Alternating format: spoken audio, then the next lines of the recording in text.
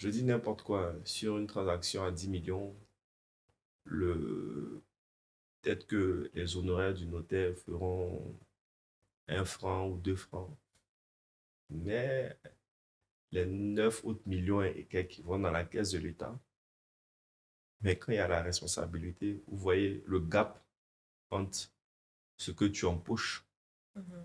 et la conséquence à une mauvaise due diligence. Parce que tu as été pressé, tu as mal rédigé, tu n'as pas mis les clauses. Mhm. Quand c'est comme ça, le client t'a harcelé, il oublie tout de suite que tu as mis la pression.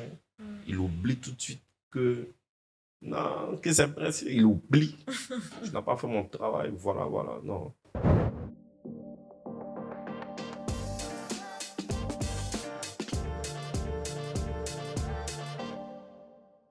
Alors, bonjour à toutes et à tous. C'est un réel plaisir de vous retrouver aujourd'hui pour le 10e épisode du Carré d'As Immobilier, qui est le tout dernier. Mais on vous a prévu un épisode bonus juste après. Mais aujourd'hui, nous recevons Monsieur Okwe Sej, qui est clerc de notaire. Et nous allons aborder le thème sur le rôle du notaire dans la sécurisation foncière. Bonjour Monsieur Okwe, Bonjour. comment vous allez? Je vais bien et vous? Ça va très bien, merci. Isaac, comment tu vas? Je vais bien, merci. Et toi? Ça va. Merci. Ah ouais. Alors, monsieur Okwe, Oui. et la journée déjà. Fatigante, mais Dieu fait grâce. Dieu merci. Donc, comme on l'a dit, aujourd'hui, nous allons beaucoup parler sur le métier de clerc de notaire et puis aussi comment emmener les gens à pouvoir sécuriser leur foncier. Ok. Moi, ma toute première question est de savoir, déjà, vous allez vous présenter aussi au public Ok. parce qu'ils ont besoin de connaître un peu à Ok. qui on a affaire aujourd'hui. Voilà.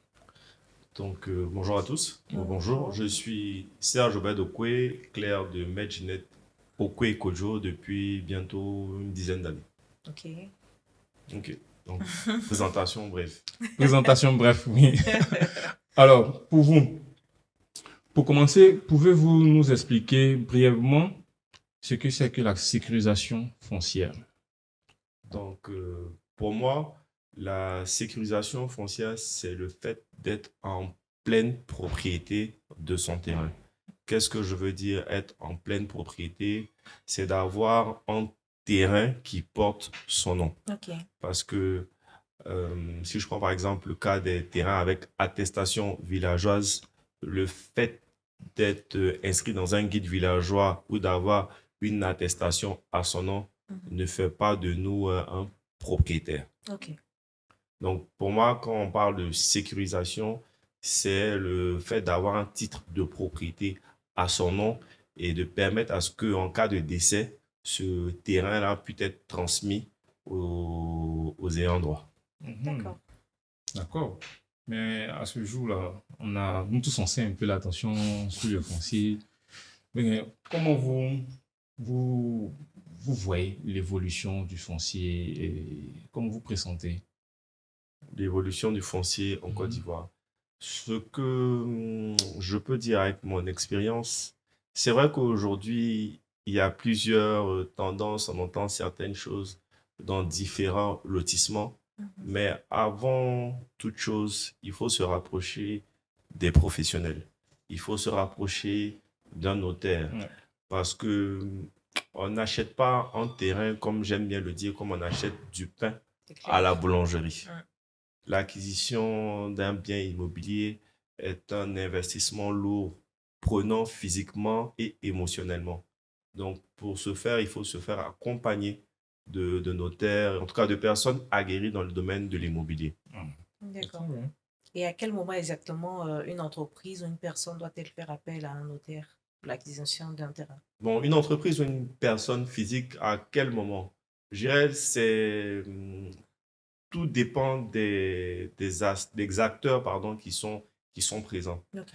Il y a certaines personnes, après avoir fait la visite, tout de suite, elles contactent le clerc de notaire, nous par exemple, pour dire, bon, je viens de faire la visite d'un terrain, Mhm. le vendeur n'a pas de notaire attitré, Donc, je vous communique son numéro de téléphone. Il va vous appeler. Il va venir vous déposer la photocopie de l'arrêté de concession définitive ou du certificat de mutation de propriété foncière pour que vous puissiez faire des vérifications.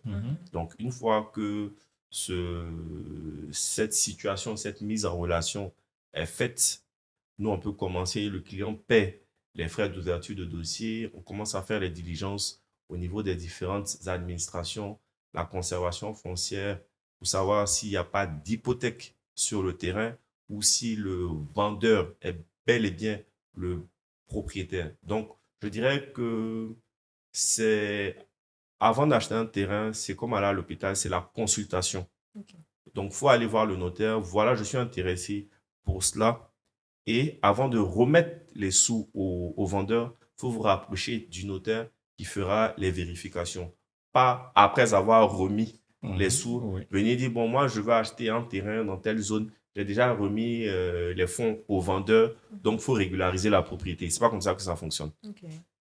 Donc déjà, dans un premier temps, le client, il a vu le site, Oui. il est intéressé, il vous contacte directement Oui, c'est cela. pour vous donner les différents documents. Oui, Donc, c'est ça. est-ce qu'on peut appeler, on va dire, ce sont les toutes premières étapes Ouais. à faire. Mm.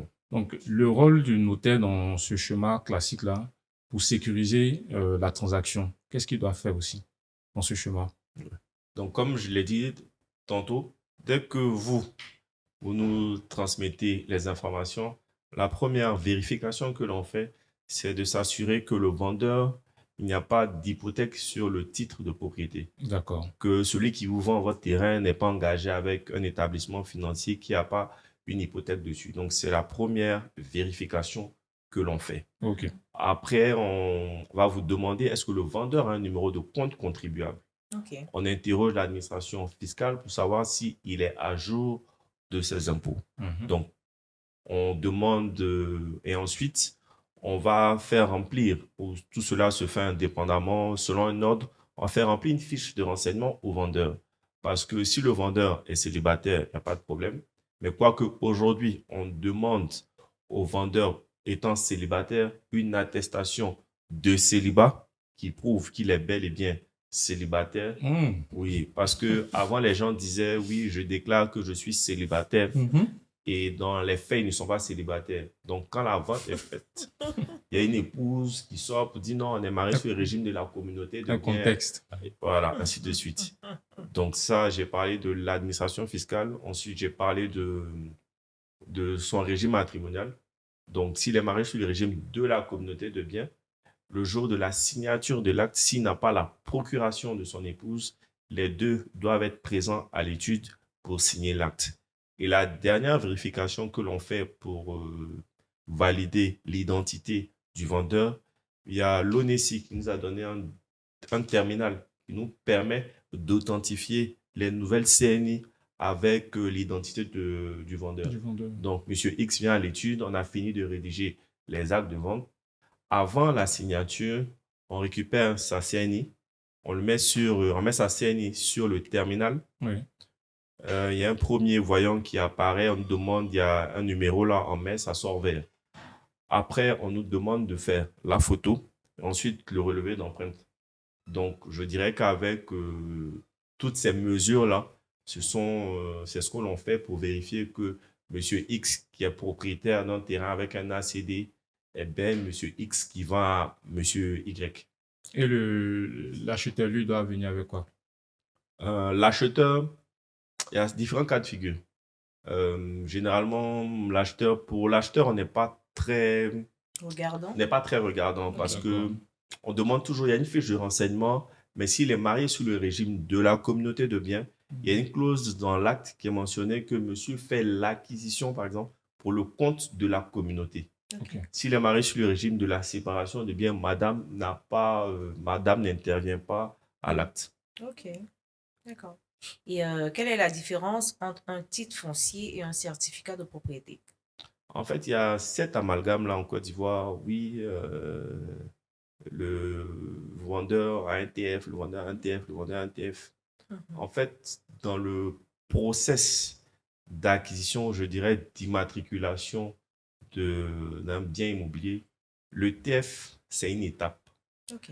Précédemment, je dirais précédemment, il y a une vingtaine d'années, le titre foncier, on appelait ça copie de titre foncier, c'est un titre de propriété avec lequel on pouvait faire une vente.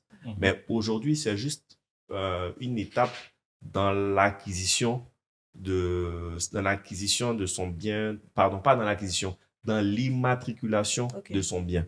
Donc, quand on achète un terrain avec une attestation villageoise, une fois que ça part du ministère de la construction et que ça va au cadastre pour le bornage contradictoire, que le cadastre renvoie le dossier à la conservation foncière crée un titre foncier. Ok. Donc, après la création de ce titre foncier, le dossier est acheminé au ministère de la Construction pour que le ministre signe l'ACD. Là, l'attributaire reçoit un message pour dire, bon, votre ACD a été signé, vous pouvez passer à la conservation pour payer les frais de cession et de publicité. Une fois que ces frais-là, vous êtes acquitté de ces frais, vous êtes propriétaire. Parce que au niveau du livre foncier, à la section 4, si je ne me trompe pas, avant on mettait État, maintenant on mettra Monsieur XY. Mais le titre foncier n'est pas un titre de propriété. En tout cas, avec la nouvelle réforme de l'ACD, le titre foncier n'est pas un titre de propriété. Ok. Et il y a certaines personnes, je dirais, pas notre génération, qui ont des copies de titres fonciers. Quand ces personnes, par exemple, veulent faire des ventes avec ce document, elles font une mise à jour de la copie de leur titre foncier en certificat de propriété. Et c'est une fois que cette mise à jour est faite qu'on procède à la vente. D'accord. D'accord. Donc ça remonte il y a bien longtemps. Hein. Oui. Cette histoire de copie de titre foncier. Ah, d'accord. Oui, moi je voulais savoir, est-ce que le notaire intervient dans l'obtention de ces documents-là? Non, en fait, si je reviens au cas de Monsieur X qui veut acheter le terrain de Monsieur Y, une fois que l'acte de vente est signé par devant le notaire, c'est le notaire, en guillemets, qui fera les courses. D'accord. C'est le notaire qui dépose à la conservation foncière la minute. C'est le notaire, le collaborateur du notaire, le clerc ou indépendamment le formaliste qui vont s'assurer que le dossier suit son cours et à une période donnée, l'acquéreur ait son certificat de propriété en sa possession. Ce n'est pas le client qui fait toutes ces diligences. D'accord, ok. Comment on peut reconnaître qu'un terrain n'est pas litigieux ou n'est pas vendu à plusieurs personnes? Si aujourd'hui je veux acheter, je vais vous voir. Bon, si vous voulez acheter, que vous venez nous voir, bon, naturellement, nous, on va faire une demande d'état foncier. Ok. On fait une demande d'état foncier et sur l'état foncier, le nom du propriétaire va apparaître. Donc, si c'est Monsieur Y qui ouvre le terrain, sur l'état foncier, l'état foncier mentionnera que Monsieur Y est bel et bien propriétaire du terrain situé X, Y d'une superficie et qu'éventuellement, Monsieur Y n'a pas d'hypothèque sur son terrain. Ok. Donc là, ça rassure directement quand on tire l'état foncier que tout est clair, on peut procéder. Oui, je dirais c'est l'étape préalable avant la rédaction des actes. Ok. Sur tout type de terrain avec n'importe quel document. Non, avec les terrains, le notaire intervient, merci, le notaire intervient uniquement sur les terrains immatriculés avec titre foncier. Merci pour la précision. Et quelles sont les principales difficultés rencontrées par le notaire dans le cadre de transactions foncières? Les clients sont toujours pressés. Je dois voyager, j'ai une urgence, ça met du temps. Mais le notaire travaille je dirais, en partenariat avec l'administration. Donc, quand on fait la demande d'état foncier, la réquisition, on attend le retour de l'administration pour passer à la signature de l'acte. Il arrive des fois où le client est pressé. Mais ça peut prendre combien de temps? Parce que quand vous dites que le client est pressé, c'est que c'est long. Non, aujourd'hui, on peut te contacter. Aujourd'hui, on va te contacter à 10 heures. Je dois signer l'acte parce que je voyais samedi. Bon, indépendamment des entrées du notaire, il peut avoir des facilités pour avoir les informations. Ok. Mais ça, c'est dans le meilleur des mondes où il n'y a pas de souci de réseau, il n'y a pas de souci de connexion. Mais il faut prendre le temps, laisser le notaire faire les vérifications pour éviter que le notaire soit jeté en pâture. Non, mon notaire là, c'est non. Il y a des étapes. On fait l'état foncier. L'état foncier nous dit, Monsieur X est propriétaire de tel terrain situé dans telle zone avec telle superficie. Est-ce que le fait que le client dit il doit voyager, tout ça, c'est pas pour un peu vous mettre la pression? Parce que souvent aussi, les notaires n'ont pas le temps, hein. Non, quand on dit les notaires n'ont pas le temps, est-ce que vous-même vous avez le temps aujourd'hui? C'est pas Souvent, pareil.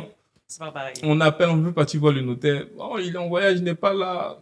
Non, le notaire n'a pas le temps ou est occupé, mais les collaborateurs de notaire, on est disponible. Seulement, j'aime bien dire aussi qu'on ne va pas chez le notaire comme on va au marché. C'est clair. D'accord. Il faut que chacun respecte la profession de l'autre. C'est ça. Quand on est malade, on appelle à l'hôpital pour savoir la disponibilité. On ne débarque pas, non, je suis pressé et tout. C'est les mêmes personnes qui sont pressées aujourd'hui qui vont dire oui, mais tel notaire est complet. Non. Est-ce que vous avez appelé, vous avez pris rendez-vous? C'est vrai, il faut dire la vérité. Il y a des fois où on oublie de relancer le client, tout. Mais quand les choses sont faites dans les règles de l'art, il n'y a pas de souci. Parce que à la fin de la journée, on est prestataire de service et l'on vit de ça. Donc, on n'a pas intérêt à avoir des clients qui ne sont pas satisfaits. Mais quel est le coût de la satisfaction de nos clients? Il faut attendre. Aujourd'hui, non, c'est pressé, ça tarde et tout. Parce que aussi, il y a une légende tout le monde pense que le X montant qu'il verse au notaire, tout va dans sa poche. Il y a une grosse partie qui va dans les caisses de l'État. Le notaire est collecteur d'impôts. D'accord. Donc, il faut arrêter de penser que sur une vente à X francs, vous allez payer 10 francs. Le notaire a les 10 francs, non. D'accord. Sinon, non, c'est dit. Le notaire n'a pas les 10 francs. Indépendamment de la vente, ça peut aller, mais le notaire n'a pas 10 francs. Le notaire n'a même pas 50%. Mais le notaire bouffe un peu. Ça dépend. Qu'est-ce que vous appelez bouffer un peu? Bouffer un peu, c'est quoi? Il bouffe un peu dans ce qu'il reçoit. Oui, mais comme l'ouvrier mérite son salaire, mais pas à la hauteur de ce que les gens racontent. Ok, d'accord. Est-ce que vous avez déjà fait face à des documents qui sont falsifiés? Documents falsifiés? Non, parce que une fois qu'on a la photocopie du titre de l'ACD ou du certificat de propriété, avec l'état foncier, ça nous dit automatiquement. Ça nous dit automatiquement si les références sont bonnes ou pas. Donc, documents falsifiés, non. Jamais. Non. Ah. D'accord. Parce que on se dit, au fait, nous, on a tellement envie de tout savoir. Oui. On vient acheter, on apprend que XY est détenteur du terrain là-bas. Donc, on se dit, bon, on va voir le notaire, c'est pour que tout soit clair. Maintenant, si le notaire fait ses investigations, il peut se rendre compte que le site là, dans ma recherche, j'ai vu qu'il y a 2 personnes qui sont mentionnées dessus. Est-ce que vous avez déjà... En fait, le notaire travaille avec les documents qu'il reçoit de l'administration. Donc, si l'administration, à travers l'état foncier, l'administration dit que le terrain appartient à Kwaku Kwame et que nous, on lève un état foncier et que le terrain, c'est marqué Kwaku Kwame, donc c'est bien Kwaku Kwame, le propriétaire. Nous, on travaille avec l'administration. Maintenant, est-ce que c'est bien ce Kwaku Kwame qui est le propriétaire du terrain? Ça, c'est une autre question. D'accord. Mais sinon, quand on lève l'état foncier, l'identité du propriétaire est mentionnée. Donc, normalement, c'est cette identité qui est similaire à l'identité du propriétaire qui est sur le titre de propriété. C'est ça. D'accord. D'accord. Et avec la digitalisation des administrations, comment le métier de notaire évolue aujourd'hui? Avec la digitalisation, je dirais que aujourd'hui, une des démarches que l'on fait, c'est au niveau de l'administration fiscale, il y a le livre foncier électronique qui existent. Mhm. Donc, lorsqu'on a un client qui est pressé, Mhm. on va sur le site du ministère de l'économie et des finances, oui, si je ne me trompe pas, le livre foncier électronique, et on tape les références Mhm. et ça nous dit, ça nous donne les résultats de l'état foncier. Sauf que ce document-là n'est pas signé des mains du conservateur. Donc, le document que l'on reçoit après avoir fait cette diligence, c'est juste à titre informatif. Ok. Ce document-là n'a pas de valeur juridique. Mhm. Donc, je peux dire que dans le cas des dossiers urgents, en guillemets, on peut commencer la rédaction de l'acte en attendant d'avoir la réponse officielle de la conservation foncière. On peut travailler avec ce document reçu du livre foncier électronique. D'accord. Ok, c'est intéressant. Et quel conseil pouvez-vous donner à quelqu'un qui veut acheter un terrain aujourd'hui en Côte d'Ivoire, avec tout ce qu'on voit? Le conseil que je peux donner, déjà, la première chose, il faut se rapprocher d'un notaire. Mhm.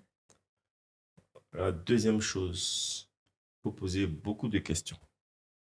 Si le notaire est disponible.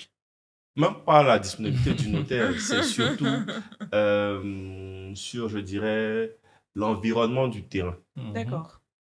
Vous êtes allé faire la visite avec une tierce personne. Mhm. 1 ou 2 jours plus tard, vous allez vous demander, vous savez, est-ce que le terrain appartient à, s'il y a un gardien? Il faut faire des investigations. Ouais. Il ne faut pas se presser pour donner le prix de vente sans avoir signé l'acte. Parce que les gens disent oui, bon, on a donné j'ai payé, j'ai remis les fonds au vendeur en attendant que vous rédigez l'acte. Mais la loi dit que toute transaction immobilière se fait par devant notaire.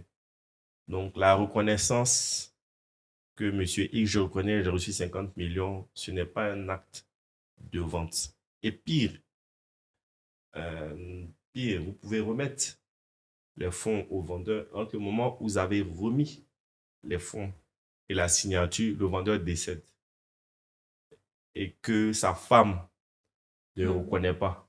Mhm. Vous venez d'être dépossédé de votre argent, c'est encore une autre procédure. Mhm. Ouais. Donc, c'est vrai, on veut investir, mais soyons sages dans l'investissement. Est-ce que vous avez déjà rencontré des cas de ce genre-là? Non, Des par cas la grâce de exceptionnels. Dieu, pas encore. Mais au moins dans votre journée, déjà même, c'est quoi la journée type d'un clerc D'un clerc de notaire. Mhm. Bon, la journée type d'un clerc de notaire. Waouh, ça c'est une belle question.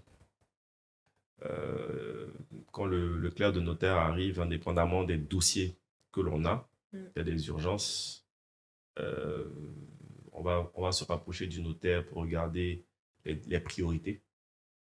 Et en fonction des priorités, on traitera les dossiers au cas par cas. Mais ce que les gens oublient et qui est important, c'est que le notaire n'est pas l'ennemi ou le notaire est cher. J'aime bien dire aux gens, tu achètes une voiture à 50 millions. Quand tu finis d'acheter la voiture, tu vas faire la mutation. Oui. Donc, pourquoi acheter un terrain à 50 millions Mm. et, permettez-moi l'expression, tu pleures pour les frais de notaire. Pourtant, ce que tu donnes, tout ne va pas dans la poche du notaire. Est-ce que les frais de notaire sont En rapport avec le prix en du rapport terrain? avec le prix? Oui, les frais de notaire sont en rapport avec le prix du terrain. C'est que si quelqu'un C'est que vient c'est acheter un dosé. terrain au golf, c'est Non, en fait, c'est une grille tarifaire. Ok. La légende raconte que c'est entre 10 ou 13%. la légende. Voilà. Oui, la légende raconte. Mais en la réalité, c'est combien? Non, il n'y a pas de taux fixe. Il y a des taux Ok. connus qui sont fixes. Les droits d'enregistrement, inscription au livre foncier. Mais concernant les honoraires du notaire, c'est un barème, une manière de calculer, indépendamment du nombre de pages. Ok. Donc, et en fonction de la valeur. Donc, tout de suite, sur une vente à 10 millions, on dira oui, mais le notaire, là, il a pris 1,5 million ou 1,6 million. Mais peut-être que sur le 1,6 million, peut-être qu'il n'y a que 400 000 qui va dans sa poche. Le 1,2 million va dans la poche de l'État de Côte d'Ivoire. Mhm. Ah bon? D'accord. Ok. Ça, c'est bien. Non, mais c'est pas bien, mais c'est bien. Ah, ça, on ne savait pas. On pensait que tout était pour le notaire. Non, pas du tout. Ah, ok. Pas du tout. Mais qu'est-ce qui Aujourd'hui, fait que, excuse-moi, mais qu'est-ce qui fait que les gens ont peur d'aller vers les notaires? Quoi?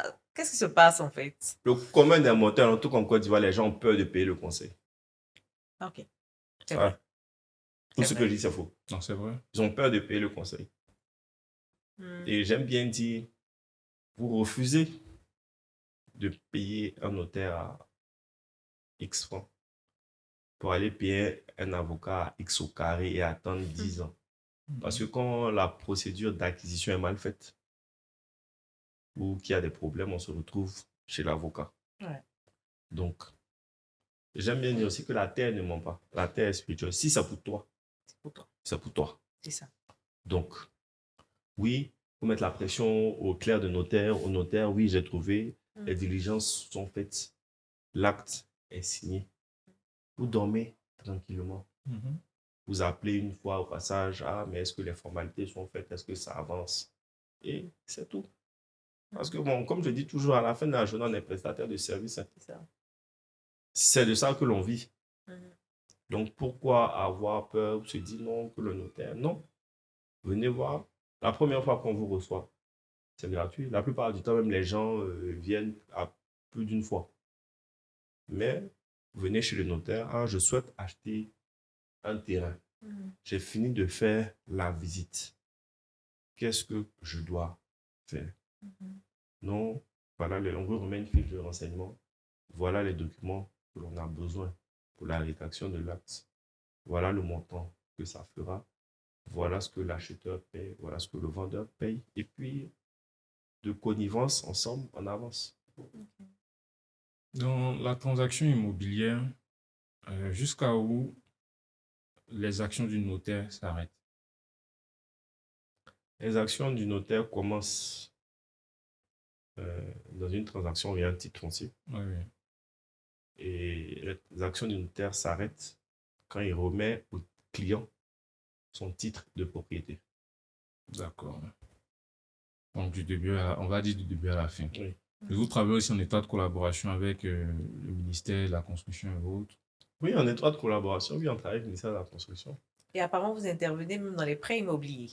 Oui. Parce qu'on a reçu une experte ici qui nous a dit que souvent, quand ça tarde un peu, on pense que c'est que la banque, alors que ça passe aussi par le notaire. Et, Pourquoi le notaire est un gros dos? Pour faire simple, vous avez un salaire important, vous voulez acquérir un bien, le vendeur a un titre de propriété, donc vous allez faire un prêt immobilier. c'est ça. Entre le moment où vous déposez votre dossier à la banque et que votre dossier est validé Mhm. et que le notaire reçoit la lettre d'ordre pour la rédaction de l'acte, quel est le temps qui s'écoule? Question. Oui, mais parce que aujourd'hui, on oublie souvent Mm. que c'est une chaîne. Ouais. Vous êtes éligible au crédit. La banque est OK pour vous délivrer le crédit. C'est le jour de la signature de l'acte d'ouverture de crédit que les fonds sont mis à disposition.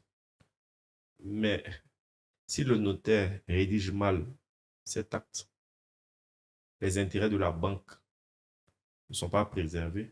Par derrière, le notaire joue et sa réputation et son argent. Mhm. Donc, j'aimerais bien que être sur un panel ou quoi et discuter Ok. avec tous les acteurs Mhm. d'une chaîne, que ce soit ouverture de crédit et vente. Et on verra, Ça sera chaud, hein? on verra qui est le vilain garçon. On fera quel vilain garçon. Non, mais parce que la banque dit oui, le dossier est chez le notaire traite. Mais ce sont des montants importants Ouais, qui sont en jeu. c'est ça. La légende raconte aussi que vos actes là, c'est des copier-coller. Et on parle de prêt qui a plus de 20 ans. Donc, on ne va pas donner ça à n'importe qui. Il faut bien vérifier. Autant d'individualité il y a, autant de spécificité pour un acte. Ouais. Yeah. Je dis n'importe quoi, ce que je ne vous sais pas. Vous êtes marié, vous venez d'avoir un crédit, vous êtes en train de divorcer. Le divorce est prononcé. Donc, finalement, le crédit, quand le dossier était monté, vous étiez en couple. Donc, la banque a validé, mais bon, vous êtes divorcé. On n'a pas encore la décision de justice qui dit que vous êtes divorcé. On attend d'avoir tous les papiers. Parce que vous êtes marié sur le régime de la communauté de biens et que c'est un bien qui a été acquis par Pendant le le couple. mariage, ouais. Donc, qu'est-ce qu'il faut faire? C'est notre procédure. Donc, travaillons ensemble, laissons les clercs et leurs patrons, les notaires, travailler pour l'intégrité et la sécurisation foncière de tout le monde. C'est bien dit. Oui, c'est bien dit. Moi, je reviens toujours sur le volet foncier. De la même manière, les clients viennent vous voir, les acheteurs viennent vous voir pour des vérifications. Est-ce que souvent les propriétaires de biens viennent vous voir aussi pour simplement avoir des conseils sur le prix qu'il faut mettre sur le marché? Est-ce que vous érigez aussi sous cette casquette de Non, conseiller? Non, le conseil, oui, mais pas dans ce sens-là. D'accord. Pour éviter les amalgames, les quiproquos, quand un vendeur, un propriétaire vient nous voir, je souhaite, on lui dit pour éviter, il est préférable de faire une expertise. Ok. Parce qu'une fois que tu as l'expertise, souvent tu peux mettre en vente à une valeur en deçà de l'expertise. Ok. Mais une fois que tu as l'expertise, tu es fixé. Donc, quand tu as un client, quand le papier de l'expert, il dit mon bien coûte 1 milliard. Donc, tu as le milliard ou tu n'as pas le milliard. Maintenant, je pense que, en fait, comme je dis, les gens refusent de payer le conseil. Tu veux investir ou tu fais les choses clairement. Tu veux vendre ton bien à un certain montant. Tu fais ton expertise. Tu auras la valeur de ton bien et tu pourras le mettre en vente. Non, on m'a dit que, ah, mais le voisin a vendu pour lui à 200 millions. Je vends pour moi à 250 millions. Le voisin a vendu pour lui à 200 millions. Maintenant, il a fait des travaux, il a rénové. Combien depuis que tu l'as acheté, tu n'as pas mis à niveau, tu n'as pas fait de travaux. Ouais. Donc, il faut éviter les comparaisons. Non, on m'a dit que. On m'a dit que. À ce jour, quel dossier de transaction immobilière qui vous a beaucoup fatigué? Non, je ne dirais pas fatigué, je dirais toute expérience. D'accord. Toute expérience. Mais là, on n'en parle pas. Les dossiers les plus, je dirais, les plus délicats, c'est le dossier de succession. Forcément. Je me dis aussi. Le dossier de succession. Ouais. Comment vous gérez ça? Non, il faut être détaché. On intervient aussi dans le règlement et surtout dans le règlement de la succession. Donc, il faut s'assurer d'avoir tous les documents qui ont été remis par le tribunal pour pouvoir liquider la succession. Mais on va dire que c'est un métier passionnant. Il faut rédiger les actes en ayant la tête froide. Parce que... Pas prendre de parti. Pardon? Faut pas prendre de parti. Oui. Faut pas prendre de parti et... Le notaire est un peu comme un détective privé. Ah bon? Oui. Comment? Quand tu reçois des documents d'une société pour la rédaction, peu importe l'acte, on va s'assurer que tout est conforme. Parce que un manquement, c'est la responsabilité du notaire. Donc, il faut prendre le temps. Je dis n'importe quoi. Monsieur X est DG d'une société. Il va acheter un terrain au nom de la société. Tu t'es dit qu'il est DG. Moi, en lisant les statuts, il n'a pas les pouvoirs. Okay. Donc, tu fais l'acte. Après, on te dit, mais en tant que professionnel du droit, vous n'avez pas à regarder que pour ce type d'acte, en aide à une société anonyme, il fallait l'aval de son conseil d'administration. Tu as sauté cette étape. Ça retombe sur toi. Donc, il faut avoir la tête froide. Et ne pas se laisser assaillir par les émotions des clients. Le voyage dit, mais... Non, mais ça, moi je ne laisse pas. Moi, je soutiens les clients. Ah bon, hein? Parce que Parce que c'est récurrent. c'est récurrent. Les notaires n'ont pas le temps. Mm. Oui, les notaires n'ont pas le temps. Ah, venez me voir. Je pense que si on peut s'entendre, on peut D'accord. s'entendre, on peut s'entendre. Non, c'est vrai. Euh, parce que je dis n'importe quoi, sur une transaction à 10 millions, le... peut-être que les honoraires du notaire feront 1 franc ou 2 francs, mais les 9 autres millions et quelques qui vont dans la caisse de l'État, mais quand il y a la responsabilité, vous voyez le gap entre ce que tu empoches Mhm. et la conséquence à une mauvaise due diligence. Parce que tu as été pressé, tu as mal rédigé, tu n'as pas mis les clauses. Mhm. C'est comme ça, le client t'a harcelé, il oublie tout de suite que tu as mis la pression. Mm. Il oublie tout de suite que non, que c'est pressé. Il oublie. Je n'ai pas fait mon travail. Voilà, voilà. Non. Donc, je dirais, laissez le temps aussi au notaire de faire De faire son travail correctement. vos actes correctement. Mais c'est combien de temps comme ça? Waouh, ah, c'est une belle question. Mm. Je dirais, je ne peux pas donner de délai parce que tout dépend du volume de dossier que chaque notaire a ou ses collaborateurs et en fonction de l'urgence.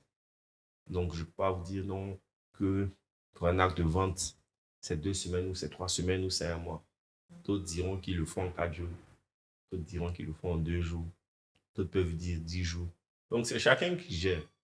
Mais en fonction de vos dossiers, qu'est-ce que vous appelez urgence? Comment vous les classez? Parce que j'entends beaucoup urgence, urgence. C'est quoi l'urgence en fait? Parce que moi, je peux penser que pour moi, c'est une urgence, alors que pour vous, c'est pas une urgence. Tout est une histoire d'intérêt.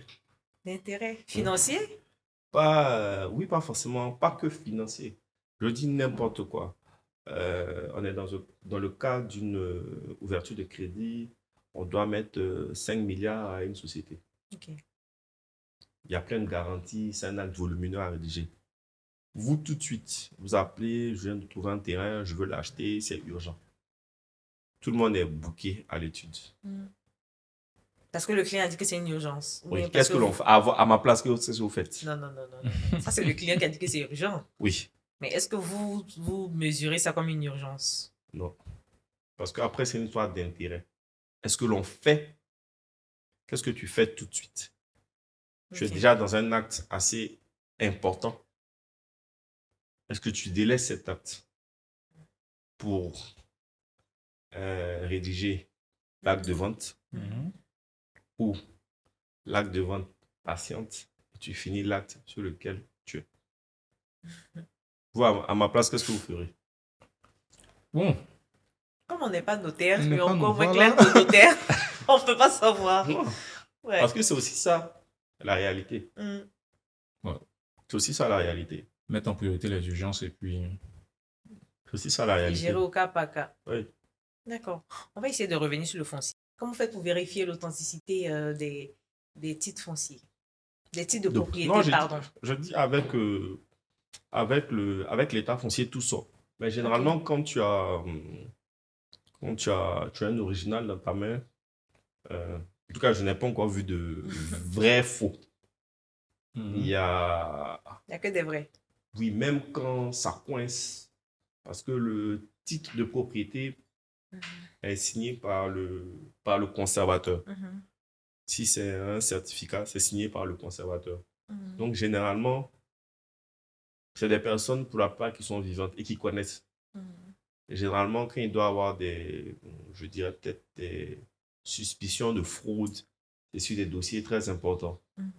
Donc, en faisant l'état foncier, il y a un deuxième document qu'on appelle l'état foncier historique qui sort la liste de tous les propriétaires avant le dernier propriétaire. Mhm. Donc, avec tout ça, en tout cas, je n'ai pas encore vu de vrai faux. Ou même quand on se renseigne. Aujourd'hui, tu vas acheter un terrain. Bon, c'est pas moi qui le dis. Bingerville, tout le monde en parle. Il y a plein de problèmes. Aujourd'hui, il y a la fameuse affaire de Jorobité. Donc, il y a certaines zones qui sont, entre guillemets, des zones sensibles. Donc, pour revenir à votre question, comment on regarde L'authenticité. en faisant l'état foncier, normalement, tout apparaît. Maintenant, concernant l'identité du vendeur, avec la dernière étape de l'appareil, du dispositif, du terminal, on vérifie que celui qui vend le terrain est bien l'attributeur. Ok. D'accord. Et vous, en tant que clerc de notaire, Oui. est-ce que vous avez une anecdote marquante? Parce que j'imagine que votre vie, Chauffe. ça chauffe, hein?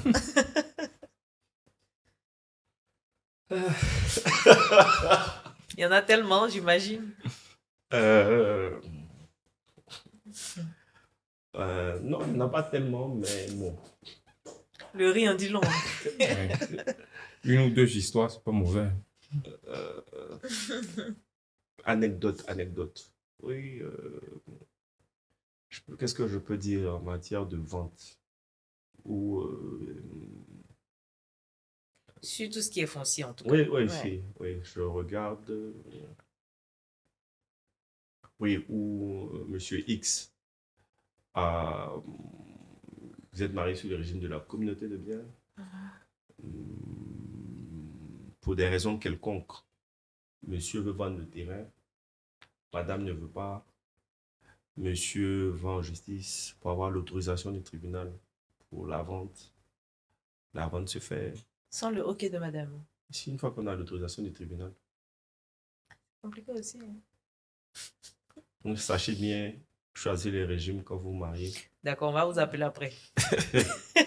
Donc c'est surtout ça. Ou oui, une anecdote. Ça c'était en ouverture de crédit. Monsieur a mis le terrain au nom de ses enfants. Ok, ça c'est très malin. Donc, il veut prendre un crédit avec la banque pour pouvoir pérenniser son business. Donc, naturellement, c'est moi qui achète le terrain pour mes enfants. Donc, c'est mon terrain. C'est ça. C'est moi qui ai financé. Mais sauf que quand vous venez chez le notaire, la banque peut valider, mais dans les conditions, devra avoir l'autorisation du juge. Donc, vous devez prouver que le crédit que vous prenez, c'est dans l'intérêt de vos enfants.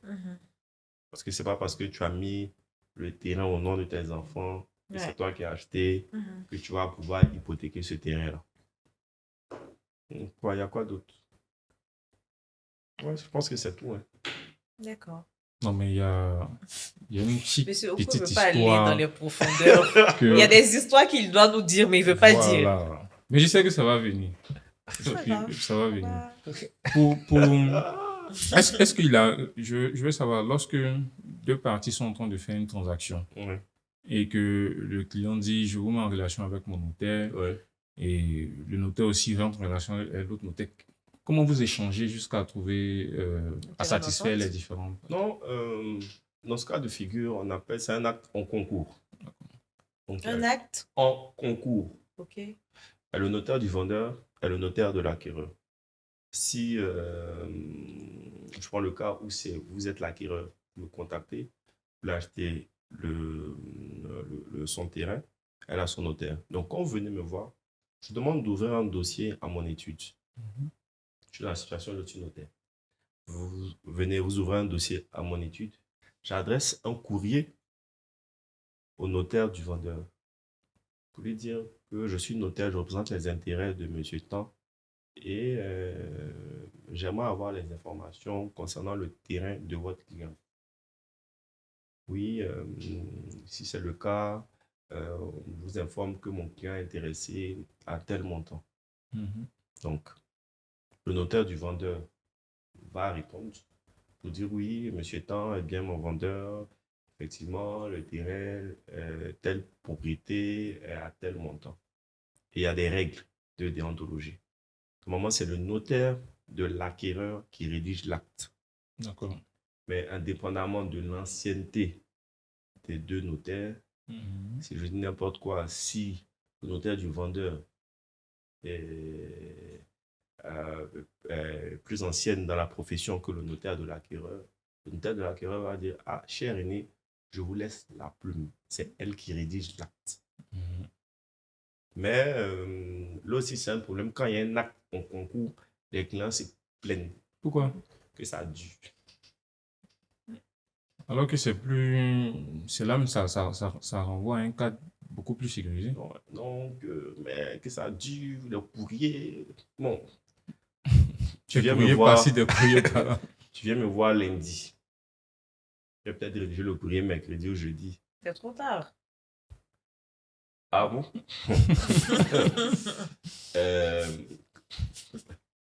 Si je peux vous passer ma journée, quand le courrier est rédigé, est transmis au confrère, lui aussi va réceptionner. Oui. Donc peut-être va mettre 2-3 jours, peut-être même le même jour, indépendamment de ses C'est urgences ça. à répondre. Quand il répond, on va accuser réception. Oui, donc le mot de paiement et tout. On envoie encore un courrier. Oui, on peut avoir les pièces pour la rédaction de l'acte. Ou souvent, dès le premier courrier, le notaire du vendeur transmet toute la paperasse. On finit de rédiger l'acte. L'acte est transmis au notaire du vendeur qui va corriger, apporter ses observations ou pas. Il va retransmettre la dernière mouture. Une fois que c'est validé, on va prendre un rendez-vous pour la signature de l'acte. D'accord. Donc c'est vrai que c'est long, mais. C'est beaucoup de procédures. En fait, c'est juste des échanges. Ouais. Tu vas pas l'appeler, oui, cher confrère, j'ai mon client qui veut acheter ton terrain. Est-ce que tu peux m'envoyer les papiers? Non, tout se fait De Par façon écrit. écrite. Comme à l'ancienne. Pour, tout à l'heure, vous avez dit, vous travaillez sur un certain type de terrain. Oui. Est-ce que c'est un choix personnel ou bien c'est la loi qui vous interdit? C'est la loi qui le dit, les mains. D'accord. Les mains. En tout cas, les mains. C'est la loi qui le Quel dit. type de terrain comme ça vous ne travaillez pas dessus? Attestation villageoise. Je n'ai pas encore vu, en tout cas aujourd'hui, à ma connaissance, je n'ai pas encore vu du texte de loi qui dit ce que je sais. Oui. Le notaire intervient, les terrains sont immatriculés. C'est une obligation. Donc maintenant, après, ce que chacun fait, je ne sais pas. Oui. D'accord. C'est bon à savoir. Monsieur Okoye, quel sera votre mot de fin? Quel est véritablement le rôle du notaire sur la sécurisation foncière? Mot de fin. Je dirais aux gens de ne pas avoir peur de se rapprocher du notaire. Parce que le notaire est le médecin général juridique de la famille. Ok. Donc, aussi bien dans l'acquisition que dans la planification successorale, en fait, d'autant qu'il y a un médecin de famille, il faut avoir son notaire en fait. Il faut avoir son notaire. Tu as ton notaire qui va te donner tous les bons conseils. Donc, n'ayez pas peur de vous rapprocher du notaire. Et je crois qu'il y a quoi, 240 ou 250 notaires en Côte d'Ivoire. Donc, au pire, si vous trouvez qu'il est cher, allez voir d'autres notaires. Ok. Mais c'est de ne pas faire des actes qui sont lourds de conséquences sans l'assistance du notaire. De peur de pouvoir regretter plus tard. Ah. D'accord. Il n'y a C'est pas de souvent l'erreur que souvent les gens font. Excusez-moi, je me rappelle d'une anecdote. Ah, je savais que ça allait venir. Je me rappelle d'une anecdote. On avait fait une vente une fois et le prix de vente avait été payé hors comptabilité du notaire. Donc, c'était une irrégularisation de l'acte. Donc, on finit de rédiger et tout. Donc, la femme du vendeur, ils sont mariés sur le réseau de la communauté. La femme du vendeur vient voir le montant. Il dit, je ne signe pas. que 5 francs, il n'a pas eu. Il ne signe pas. Donc, Il n'y a rien donné. ils sont allés s'entendre et puis elle est revenue. Non, elle a vu le montant, elle dit, je n'ai pas eu. Je n'ai pas reçu ma part. Donc, je ne peux pas signer. Ils étaient toujours mariés? Oui, ils sont toujours mariés. Parce que c'est une régularisation. L'acquéreur a vu le terrain du vendeur. Bon, il lui fait un chèque, on régularise après. Donc, on vient chez le notaire pour régulariser parce que tu as donné ton chèque ou des espèces qui est déconseillé maintenant avec la GAFI. Tu as donné le montant. Tu as donné le titre. Le vendeur te remet le titre de propriété. Ça ne te fait pas de toi propriétaire. Il faut passer par devant le notaire. Donc, le jour de la signature, quand on rédigeait l'acte, on a demandé les pièces. Tout a été apporté. Le jour de la signature, on a vu le montant. Elle a dit, ne signe pas. Que ce montant, 5 francs, je n'ai pas reçu. C'est un petit montant bien. Non. Si elle a refusé de signer, c'est parce qu'elle n'a pas bien mangé. Si elle a refusé de signer, elle a dit à mon patron, elle dit, mais maître, je n'ai pas reçu. Je n'ai rien vu dedans. Non. Ah non. Bon. Je dirais qu'à faire des communautés de biens, là, c'est compliqué. Hein. Bon, tout est une histoire de communication. Ils sont allés s'entendre. Puis plus tard. Ils ont communiqué. Ils ont communiqué. Plus tard, elle est revenue, elle a signé. Elle a eu sa part. Je suppose. D'accord, monsieur Okoué. C'était surtout marrant. On a beaucoup appris. Et puis, moi, j'ai envie de dire que, comme vous l'avez dit, il ne faudrait pas que les gens aient peur de se rapprocher des notaires. Parce que c'est plus pour leur sécurité qu'autre chose. Effectivement. Donc, j'espère que nos abonnés auront appris durant ce podcast-là, parce que c'était le but. J'espère aussi. Puis, on se dit à très bientôt pour l'épisode bonus, comme j'ai dit. On va vous laisser deviner le prochain invité. Et puis, on va se donner un petit temps de repos et revenir très bientôt pour la saison 2, en espérant que Maître Okoué soit encore parmi nous pour la saison 2, parce que je sais qu'il y a des choses que vous avez cachées, que vous devez dire lors de la saison 2. N'est-ce pas? On se dit à très bientôt. Au revoir. À bientôt. Au revoir.